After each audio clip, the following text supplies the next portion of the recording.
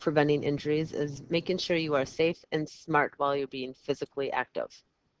All right, so making sure you are ready to be physically active.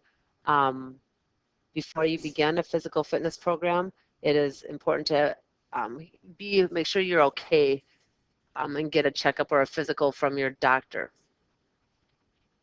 And we did all of our assessing for your fitness testing with the test called FitnessGram. We need to make sure you're thinking about the environment, whether it's too hot, as you can see here, cold, or whether we're dealing with altitudes. You need to make sure you understand them and what your body can and cannot handle. Hot, humid weather. When the weather is too hot and humid, we have to worry about hyperthermia or overheating because your body temperature is getting too high. You may have heard of heat cramps, muscle cramping. A lot of times right now you will see this in the fall when you're watching a football game. You will see players cramping up on the sidelines. And a lot of times that is because of the hot weather and not drinking enough water. Heat exhaustion you will see. Somebody's skin will become cold, clammy. They'll be nauseated, sweating a lot, might become disorientated, possibly vomiting. And you need to make sure that they um, get the fluids that they need. Heat stroke is a medical condition, very high body temperature. The person has quit sweating. Basically what's happening is their sweating mechanism and their cooling mechanism has shut down. They'll become hot, dry, flushed skin, rapid pulse, may be unconscious. This needs medical attention right now, and you need to make sure they're getting to a hospital. Some guidelines is begin gradually, whether it's hot weather, whether you're new at the activity, but start with activity a shorter period of time and gradually build up, making sure you're drinking plenty of water. Even during the cold weather, you also need to drink water, but you need to drink even more during the warmer weather. And wearing the proper clothing.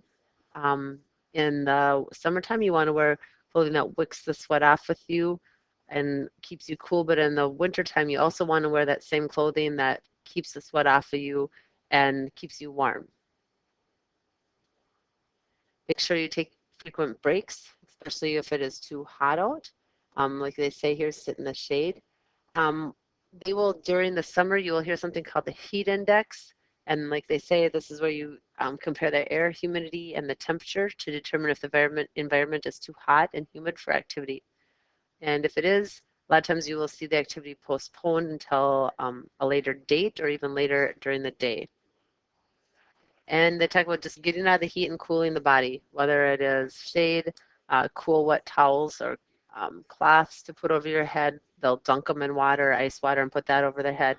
Spray the body with water, drinking water, and once again, if there is a heat stroke, to make sure you get medical attention quickly. When we're talking about cold, windy weather, we need to talk about hypothermia.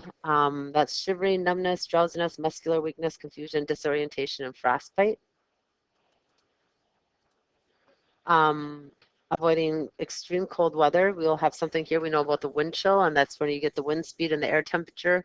And it will not take you very long before your body gets frostbite. Make sure you dress properly, dress in layers, lightweight clothing rather than just a heavy jacket or coat. Clothing closest to your body should be loose fitting, and once again, made of material that removes moisture from the skin. Silk, wool, and synthetic garments work well for this. And cotton t-shirts and materials tend to absorb the sweat. You want to avoid exercising when it's icy or cold or the wet weather. It can lead to unsure footing where you can sprain an ankle, roll, fall, trip, and have some other injury.